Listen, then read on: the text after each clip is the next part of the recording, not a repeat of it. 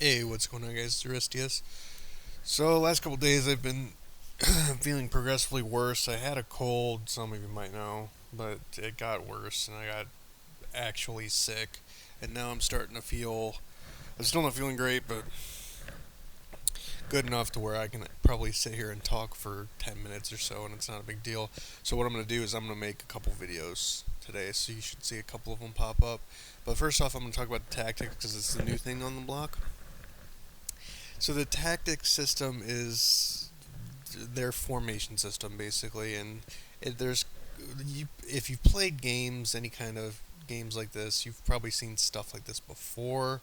It, it really depends on what games you've played, but essentially you can choose a formation based on what you want to do and get bonuses to different slots where you slot your ninjas in. So I'm gonna go over them and talk about where they could be good, what's the best. So I think first off, Ghost Kills is the most basic one. It's probably the safest one because not only are you choosing a tactics based on the team you have now, but also a team you might have a year from now. You know what I mean? So having just a standard, okay, you have attack and you have ninjutsu, you can do whichever one you want. Plus, you have the life in front. All of them have life in front, but being able to choose between attack or ninjutsu, whichever way you want, is gonna be the safest bet going into the future. Because you never know, like, you may get super lucky, or you may have 200 skulls saved up by the tailed beasts treasure, and get Roshi or Han or one of the super rares, and be like, oh, okay, this might change something. The only thing I don't like personally about the Ghost Kill one is the having ninjutsu in the back is considerably worse than having a bonus in the middle. The reason why is because you can't have nothing you have in the back will have priority on initiative going into turn two. So the best you can have is one in the middle and then three in the back, which is kind of like my setup right now. That's the best you can have for this particular formation. So you will never have plus ninjutsu to your main mystery guy on turn two, guy or girl on turn two. It's not terrible because most of the mysteries, you have all the taijutsu mysteries, and then you have the mysteries that do taijutsu and ninjutsu. So it's not the worst thing in the world. But for me personally, I went with this particular one with ninjutsu in the middle. But that's a whole nother story.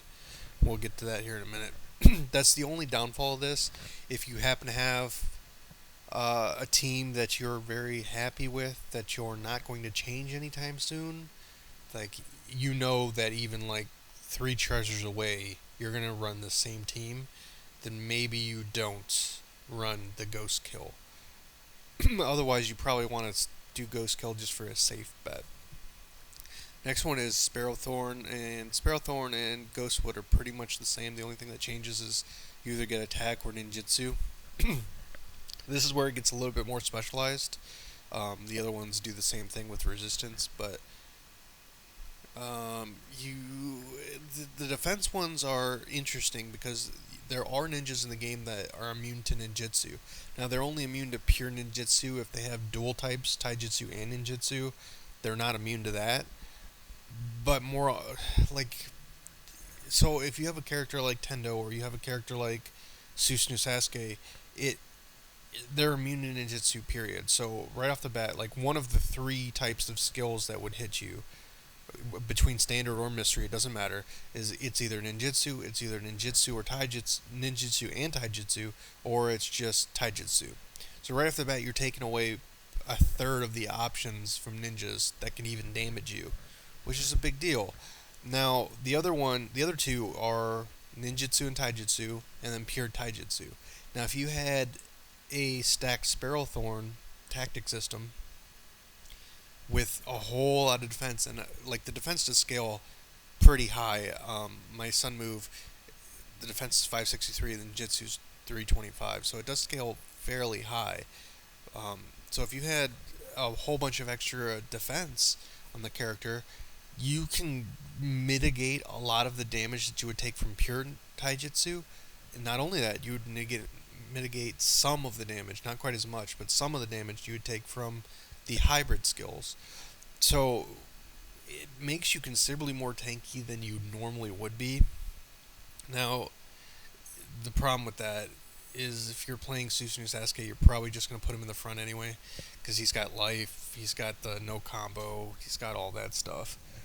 Tendo, on the other hand, usually you want damage with him. You could probably get away with doing it. There are teams that would probably benefit pretty heavily from the extra defense.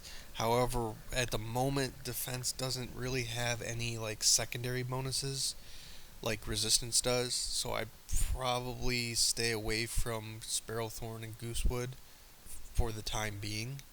The next two are the ninjutsu or the resistance ones. So you have resistance ninjutsu or resistance in attack.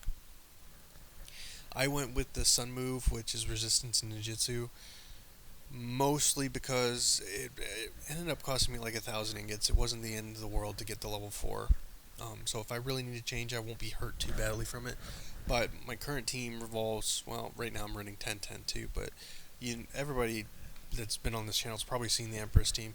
It runs a lot of shields, and having the resistance buffs, or the passive resistance bonus, ends up giving me more shields, plus it makes my support guys more tanky, so it makes them harder to hit, or harder to take down. Plus I get the ninjutsu bonus in the slots that I want them for, so that I can get the initiative on turn 2 with either, well, Mei right now, but I'm trying to prepare for 2.0, because in 2.0, 10-10 gets no battlefield cooldown, so she can use her skill on turn 1. So it kind of moves over to 10-10 being your main damage source, as opposed to Mei. You actually use both of them. You use 10-10 on turn 1, Mei on turn 2, but that's another story. And then you have the windmill. It's pretty much the same thing. It's just switching out ninjutsu and taijutsu. If you're gonna use the, the thing I don't like about this is if you're gonna use the attacks in the middle, I don't know why you wouldn't use Ghost Kill. Right? Like, you're just gonna use this one because it's safer and it's better overall, even with the resistance here. If you want ninjutsu in the middle, you almost have to use Sun Move. So pretty much the best two right now are Ghost Kill and Sun Move. I'd say like 80% of the time you should go Ghost Kill. The only time you should really go Sun Move, and it's kind of awkward for the resistance too. If you have shielders, if you're having one or two shielders, you should probably run Sun Move. Even if you're running a tanky team, you're just gonna put life stuff in the front anyway, because having 750 life is not a small amount of life.